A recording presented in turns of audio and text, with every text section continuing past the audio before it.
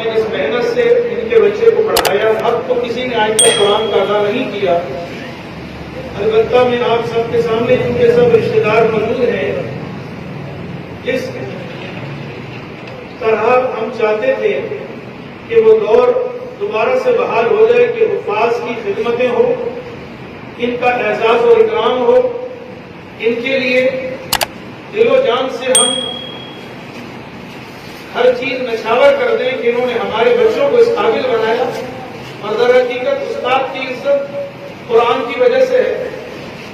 تو نوید بھائی نے آج اس کام میں پہل کر دی کہ جس استاد نے ان کے بچے کو اس قابل بنایا ہے، میں بتانا تو نہیں چاہ رہا تھا، نوید بھائی نے بھی منع کیا، لیکن یقین جانے دل میں اتنی خوشی ہوئی کہ میرا دل چاہا کہ میں آپ کے سامنے اس بات کو بیان کر دوں کہ 50,000 روپے کا اعلان نوید بھائی نے قاری صاحب کی خدمت میں نذرانہ پیش کیا ہے کہ یہ تو صرف قاری صاحب کی ہے خوشی ہے، قاری صاحب آئیں اور مفتی صاحب سے جو ہمارے سرپرست ہیں اپنا یہ ہدیہ جو نوید بھائی نے دیا وصول کریں۔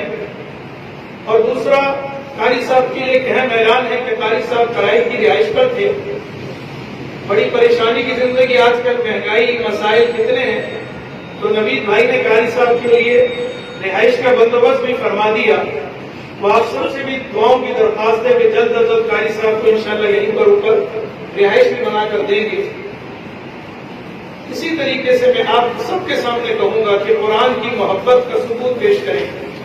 جن اساتذہ نے آپ کے بچوں کو آپ کو پڑھایا ہے، استاد کا مقام دوبارہ سے بحال کریں۔ وہ لوگ جنہوں نے علماء کے خلاف باتیں کی، قرہ کے خلاف باتیں کی، یہ ہمارے ہمدرد اور خیرخواہ نہیں تھے، یاد رکھیں۔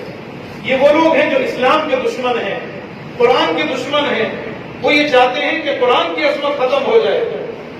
ان کو مجھے اور آپ یا میری داڑھی اور پگڑی یا کسی کی ٹوپی سے کوئی سروکار نہیں۔